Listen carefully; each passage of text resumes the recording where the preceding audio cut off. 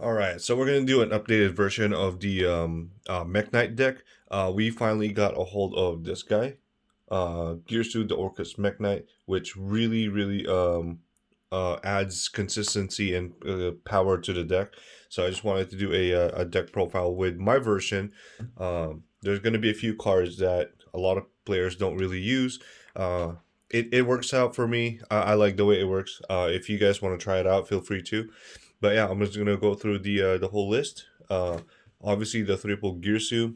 Um, with the triple Girsu, you do have to play the one World Chalice.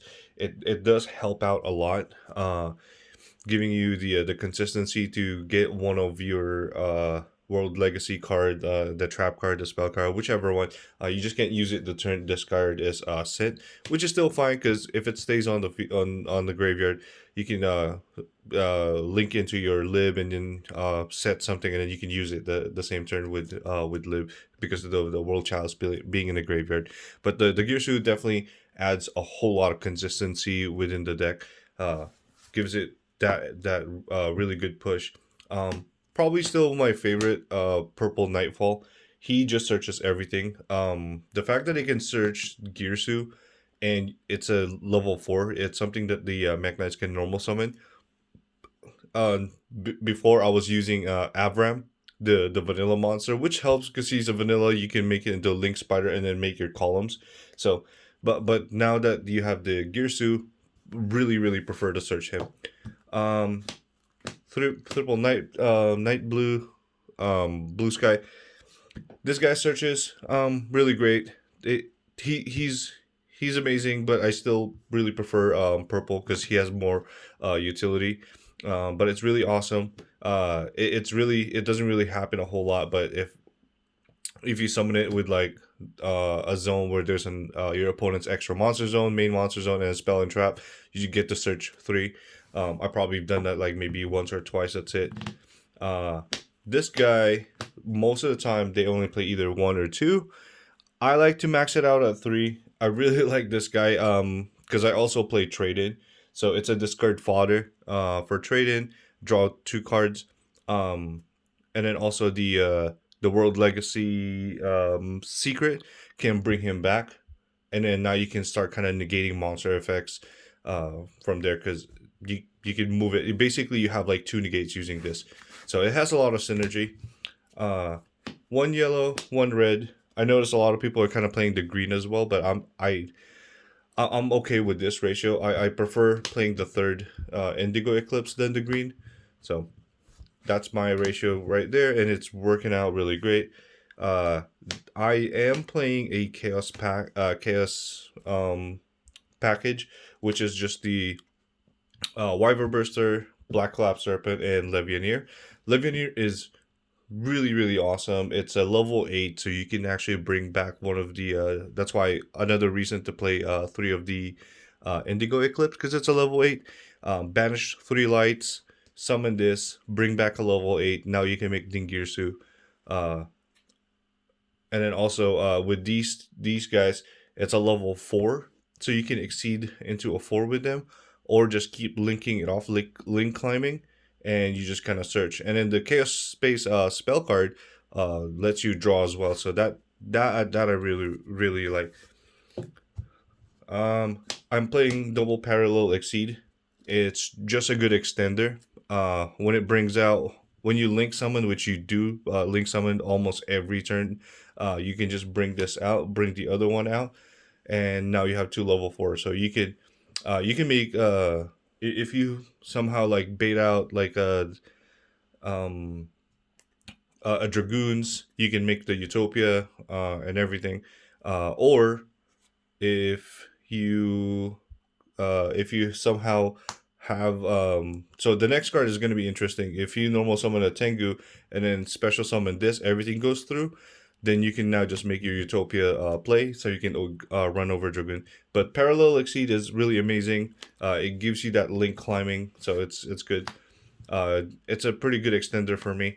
One of the best things would be Tengu, since I'm in one turn, I'm trying to link climb into a Masquerina and a Lib. So on opponent's turn, I can I can link into Mekk-Knight Avermax. Uh, with the help of Tengu, it makes the whole link climbing easier. There was a build where I was actually playing triple avarice as well, because you can set the avarice, make a column, special summon your Mekk-Knight monsters, and then Tengu just keeps recycling. It was almost like an unlimited link fodder. So Tengu's really great, and then also what makes Tengu great, triple Tenki. So you search Tengu with Tenki, and also at the same time, this card sticks to the board. So you can activate it and then put it on a zone where you can use it as for your columns, for your Mekk-Knights. So that helps out. Now for the World Legacy part, we have 3 memory. It's basically the e-tally of the deck. Love and hate this card because it does restrict you to Mekk-Knight, so it doesn't it kind of stops you from some of your play. But I love it because it gives it that like surprise factor. So most of the time, what I do is that I set this. When there's a World Legacy secret, you can activate this guy to bring out the Indigo Eclipse and start negating card effects. So whichever one you have on the field. So I really like that. One Succession because really good card and it works with the deck just because of its name. World Legacy Key. This guy's the one that negate trap cards. Also at the same time, like since I'm playing the Chaos package, it works really well with it. You can banish like the Indigo Eclipse or banish the other one, because you don't really want to add the purple that you banish, because that's gonna just come back. You prefer to add something that you can use again, so that works out. Triple Chaos Space for draw power, for extender. It generally is just a really good card. I was on like a rage of like deck building, and then anytime I have like a light or a dark deck, I somehow like splash this in and it works out. Triple trade-in, just because we have a bunch of level 8. Purple, you don't really want to discard purple, so what you want to do is like banish purple, add Indigo Eclipse, and then you discard Indigo Eclipse with this, because there's a bunch of ways you can revive them anyways. This one's awesome. Pinpoint Landing. One, it lets you draw, because the Chaos Space monsters, the little baby dragons and Levian, you summon from hand as well. Parallel Exceed, summon from hand as well. So this is pretty much never dead, and the fact that it's a continuous spell, you pretty much like draw every time, and then it sticks to the board, so you can use it as your column setting. For the 1-ofs, Reborn, Mind Control, Instant Fusion. This card is amazing. This first turn, if they make you go first, you can bring out the Millennium Ice Restrict to kind of use it as like protection from hand traps. And if you're going second, you can bring out the Thousand Ice Restrict and take one of their monster. So this is a 1 card column, or yeah, you set your column. So you have the restrict on the extra monster zone. You equip Thousand Ice Restrict. I'm getting those two confused. Thousand Ice Restrict, take one of their monster, make sure you put it right under it. So now you have 2 cards in the same column with just 1 card. So that's amazing. We also played this guy, Mud Dragon of the Swamp, because most of your monsters are light. So if you're afraid of like, if you're trying to read your opponent's play and they're playing something that targets, activate Instant Fusion, summon Mud Dragon, activate its effect to call light. So now all your light monsters, your opponent cannot target them. So that's just a little neat trick, and also the fact that it's a level 4, so you can normal summon gear if you're really fearing like Dragoon. If you activate Instant Fusion and they somehow let this go, you can summon the Mud Dragon, normal summon Girsu because it's a level 4. Don't activate its effect obviously, because Dragoon's gonna negate it, destroy it, then that's it. And then make your Utopia play Utopia Lightning, and then just run Dragoon over. Mind Control is amazing as well, because one, it's a normal spell. You can set it, make your column, special summon your Mekk-Knights, and then flip it to take control of your opponent's monster, and then you just link climb from there. And then Reborn is just generically a really good card. It's been staple for years. For the trap cards, we're only playing 2 secret, 1 whisper.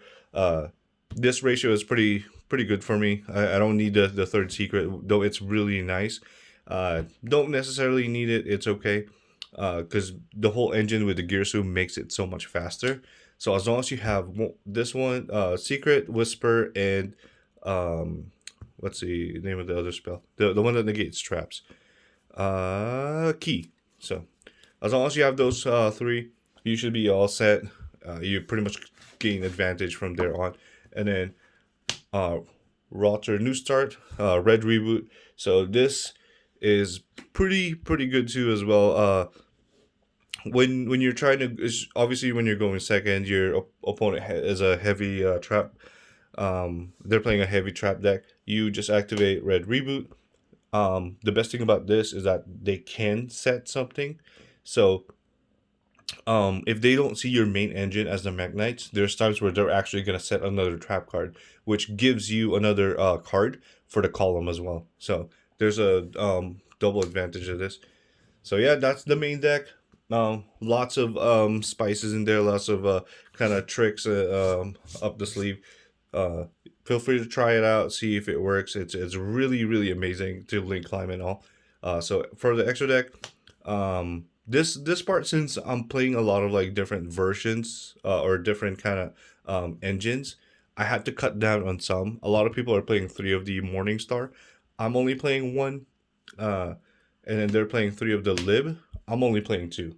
This ratio for me is okay. I don't really end up missing like the second Morningstar or the third Lib, so this is fine for me.